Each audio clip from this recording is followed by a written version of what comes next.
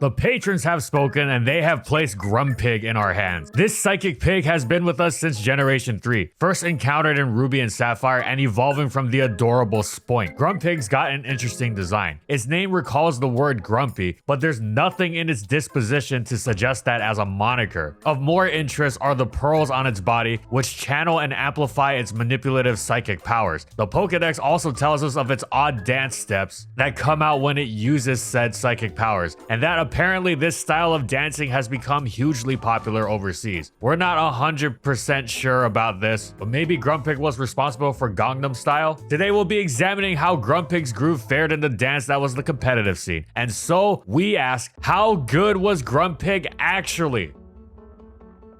And in this video we'll be going over these competitive formats.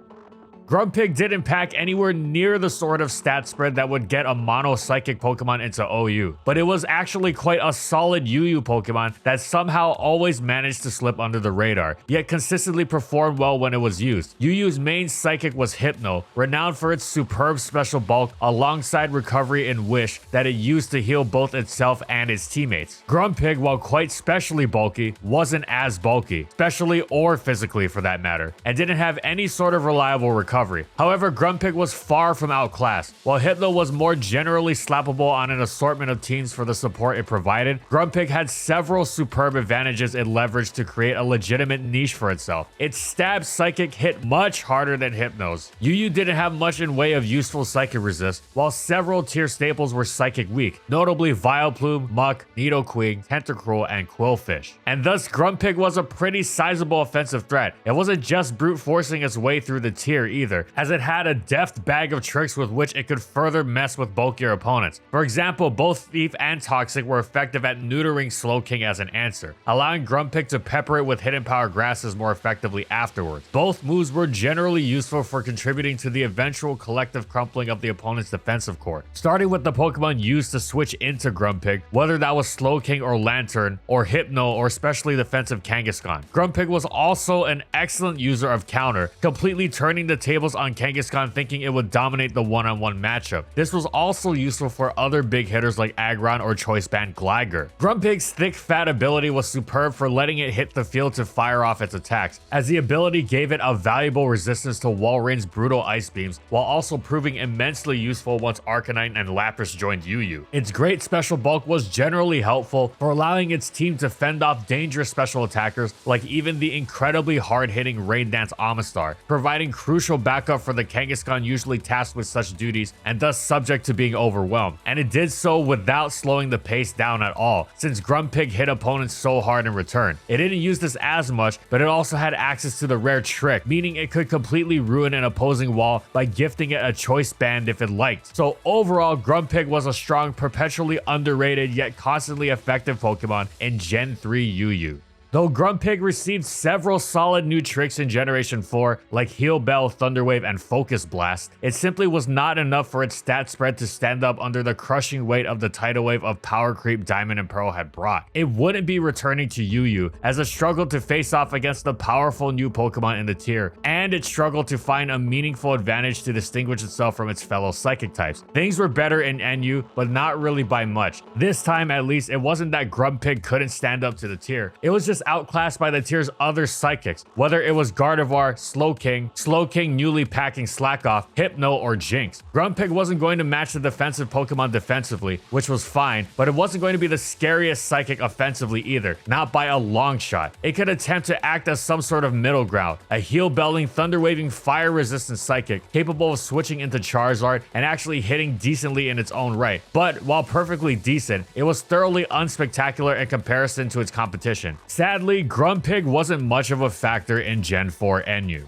Grumpig was in need of some gargantuan buffs in order to find any sort of competitive niche in the 5th generation. What did it wind up getting? Well, the Dream World gave it the Gluttony ability, certainly not a bad one, but not at all what Grumpig might have needed. Even Thick Fat was a great ability, of course, but Grumpig needed something more drastic. Well, what about Move Pool? It received Whirlwind, which is of course a great move, and alongside Heal Bell, Grumpig was really developing a great support move pool. Sadly, it didn't have the longevity to make the most of it, lacking both reliable recovery and the sheer bulk or hazard resilience sufficient to try and make it work with Protect to maximize Leftovers recovery. The only time Grumpig came close to finding a niche in NU was when the player base was so overwhelmed by Jinx that they looked to any means possible to stop it. Grumpig resisted Ice Beam, Psychic, and Focus Blast, so it could work, and it of course withstood Charizard's Fire Blast nicely as well. But it was so ineffective against everything else, as the meta had been severely power crept again, that the player base decided that even countering Jinx wouldn't make it worthwhile. Jinx wound up getting banned anyway, so that was even less of a factor. Sadly, Grumpig just couldn't hack it at all in Gen 5. It wasn't even outclassed, it was just not good, and thus it dropped to untiered.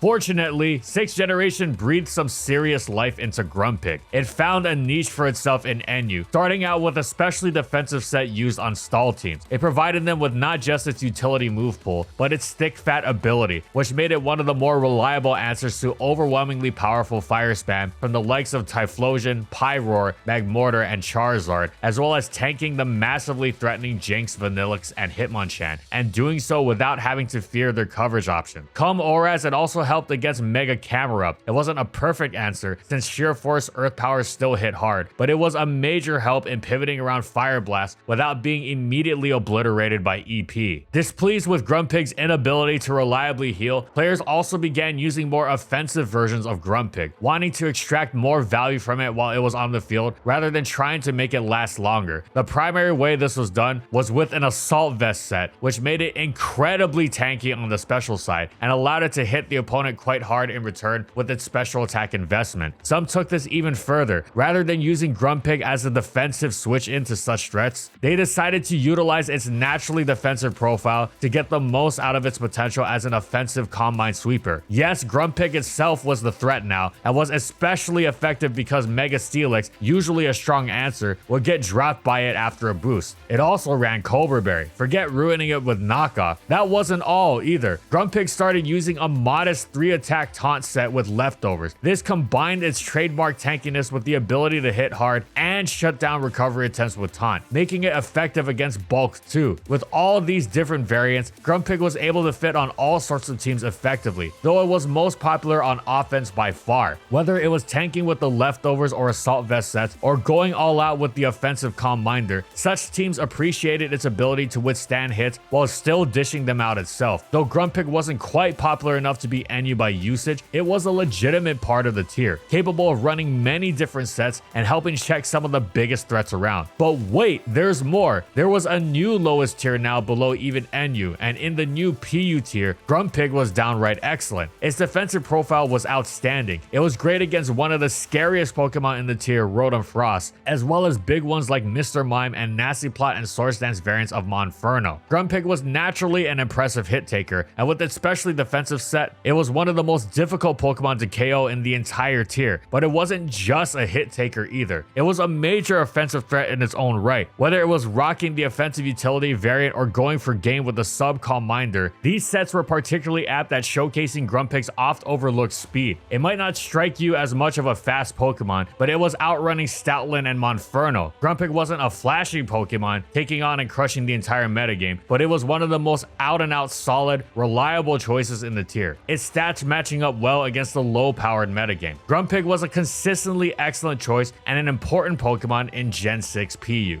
You'd think in the same Gen 7 that distributed several base stat buffs that Grumpig would be the type of Pokemon to receive one. Nothing absurd, just something to keep it going, considering that going back as far as its introduction, it wasn't exactly stellar even by lower tier standards. Nah, nothing of the sort. Meanwhile, PU was overcome by an absolute explosion of power creep, and Grumpig couldn't keep up at all. The story might sound familiar. It was overwhelmed by the strong new Pokemon added to the tier, and it was outclassed by its fellow Psychic types like Masharna and Behem. Sure, Thick Fat was great and all, but it wasn't nearly enough to bridge the stat spread disparity between Grumpig and the Pokemon populating PU. It wasn't the worst thing you could bring, but there was a reason nobody brought it. It just wasn't worth your while relative to what you could be using. Grumpig dropped out of PU and into the limbo of untiered. Grumpig took the 8th generation off and has returned for generation 9. It's not without its new additions, as its move pool has been blessed with Nasty Plot. Furthermore, its coverage has been improved with Earth Power, which allows it to hit steals more reliably than Focus Blast, as well as hitting the likes of Skunk Tank super effectively. Has this, in conjunction with the endless possibilities of terrestrialization, unlocked some new level of viability for Grumpig? Sadly, no. Its stats are, even by PU standards, just not sufficient to keep up with the metagame. It both doesn't tank hits well enough and doesn't dish them out well enough in return. This isn't too surprising, as PU somewhat resembles a higher tier from a previous generation drop down. But it's sad to see Grumpig become untiered for the 2nd consecutive generation and 3rd generation overall. We're begging you, Game Freak, pump up its stats a bit, otherwise it's going to continue languishing like this.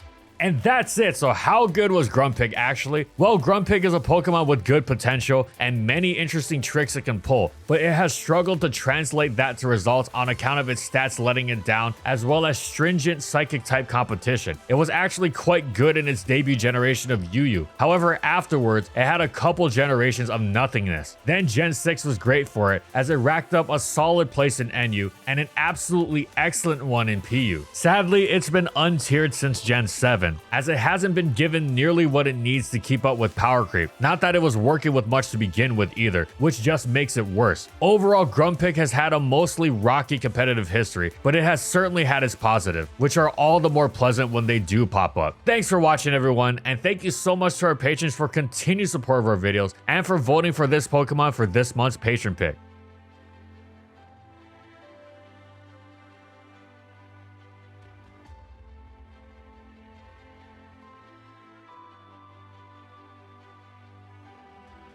And thank you so much to our platinum tier patrons. Thank you so much to Raven Daytona Ring, Sorazan Croxon, Stoneface Colin, Bingleton, Ray, Daniel Isbeast, Glitcherton, Alex Sabo, and Chika Chihyo for their support of our videos. And as always, if you liked the video and you want to see more, be sure to subscribe to False Swipe Gaming for more weekly Pokemon content. And in the comments, I want to know, what do you think about competitive Grumpig? How would you buff it? Go crazy in the comments. And follow my crew on these social media platforms. And that's all I got. See you next time, everyone.